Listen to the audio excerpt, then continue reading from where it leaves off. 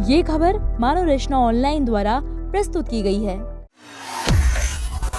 मोदी सरकार में अल्पसंख्यक मामलों और मत्स्य पालन राज्य मंत्री रहे जॉर्ज कुरियन ने अपने पद से इस्तीफा दे दिया है। उनका राज्यसभा कार्यकाल पूरा हो चुका था और पार्टी ने उन्हें एक बार फिर उच्च सदन के लिए नामित नहीं किया। इसी वजह से संवैधानिक प्रक्रिया के तहत उन्हें मंत्री पद छोड़ना पड़ा। राष्ट्रपति भवन की ओर से जारी आधिकारिक बयान में बताया गया कि प्रधानमंत्री नरेंद्र मोदी की सलाह पर राष्ट्रपति द्रौपदी मुर्मू ने उनका इस्तीफा स्वीकार कर लिया है। जॉर्ज कुरियन का इस्तीफा सिर्फ एक मंत्री के पद छोड़ने की खबर नहीं है, बल्कि ये बीजेपी की दक्षिण भारत और खासकर ईसाई समुदाय के बीच बनाई गई रणनीति से भी जुड़ा माना जा रहा है। 65 वर्षीय जॉर्ज कुरियन मूल रूप से केरल के कोट्टायम जिले से आते हैं। उन्होंने कानून की पढ़ाई की और पेशे से वकील रहे। राजनीति में सक्रिय होने के साथ साथ वे लंबे समय तक टीवी बहसों में बीजेपी का पक्ष रखने वाले प्रमुख चेहरों में भी शामिल रहे हैं।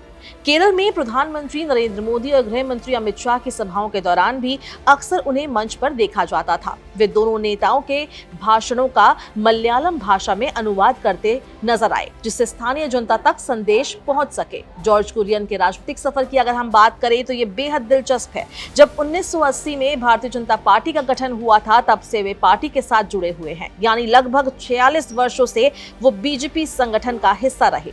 इस दौरान उन्होंने पार्टी में कई महत्वपूर्ण जिम्मेदारियां भी निभाई। वे भारतीय जनता युवा मोर्चा के राष्ट्रीय सचिव रहे, केरल बीजेपी के महासचिव बने और राष्ट्रीय कार्यकारिणी के सदस्य के रूप में भी काम किया। केरल जैसे राज्य में जहां बीजेपी लंबे समय तक मजबूत राजनीतिक आधार बनाने के लिए संघर्ष करती रही, वहां जॉर्ज कुरियन पार्टी के भरोसेमंद चेहरों में गिने जाते थे। साल 2016 में उन्होंने केरल की चर्चित पुथुपल्ली विधानसभा सीट से चुनाव भी लड़ा। उस समय उनके सामने कांग्रेस के दिग्गज नेता और तत्कालीन मुख्यमंत्री ओमन चांडी थे। हालांकि उन्हें चुनाव में हार का सामना करना पड़ा, लेकिन पार्टी के प्रति उनकी सक्रियता लगातार बनी रही। राजनीतिक जीवन में उन्होंने पूर्व केंद्रीय मंत्री ओम राजगोपाल के साथ भी काम किया। अटल बिहारी वाजपेयी सरकार के दौरान वे राजगोपाल के विशेष कार्याधिकारी यानी ओएसडी भी रहे। इसके अलावा वे राष्ट्रीय अल्पसंख्यक आयोग के उपाध्यक्ष पद की जिम्मेदारी भी संभाल चुके हैं। साल 2024 में जब नरेंद्र मोदी तीसरी बार प्रधानमंत्री बने, तब जॉर्ज कुरियन को केंद्रीय मंत्रिपरिषद में जगह मिली। उन्हें अल्पसंख्यक मामलों और मत्स्य पालन, पशुपालन एवं डेयरी मंत्रालय में राज्य मंत्री बनाया गया। उस समय राजनीतिक विश्लेषकों ने इसे बीजेपी के दक्षिण भारत और विशेष रूप से ईसाई समुदाय तक पहुंच बढ़ाने की रणनीति का हिस्सा माना था। कुरियन सिरो मालाबार कैथोलिक चर्च से जुड़े रहे हैं। वो केरल के सबसे प्रभावशाली ईसाई समुदायों में से एक माना जाता है, इसलिए उनकी नियुक्ति को प्रतीकात्मक और राजनीतिक दोनों दृष्टि से महत्वपूर्ण माना गया था। लेकिन इस बार राज्यसभा के लिए बीजेपी की नई सूची में उनका नाम शामिल नहीं किया गया। सूत्रों के मुताबिक पार्टी के इस फैसले की जानकारी उन्हें पहले से नहीं थी। जब उम्मीदवारों की सूची जारी हुई तो उन्हें भी आश्चर्य हुआ। कुरियन मध्य प्रदेश से राज्यसभा सांसद थे।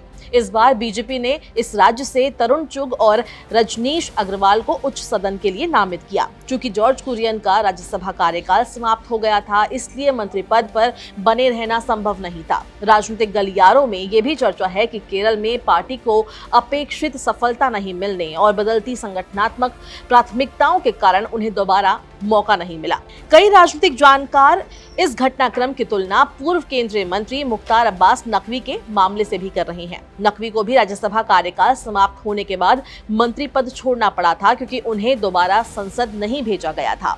करीब 4 दशक से अधिक समय तक संगठन में सक्रिय रहना, केरल में पार्टी का विस्तार करने की कोशिश करना और फिर केंद्र सरकार में मंत्री बनना उनके राजनीतिक सफर को खास बनाता है। अब सबसे बड़ा सवाल यही है कि क्या भविष्य में जॉर्ज कुरियन को संगठन या सरकार में कोई नई जिम्मेदारी मिलेगी? फिलहाल इसका जवाब आने वाला समय ही देगा। इस वीडियो में बस इतना ही। अगर आपको ये वीडियो पसंद आई है, इसको लाइक और शेयर करें। देश और दुनिया की तमाम अपडेट्स के लिए दैनिक जागरण को आज ही सब्सक्राइब करें।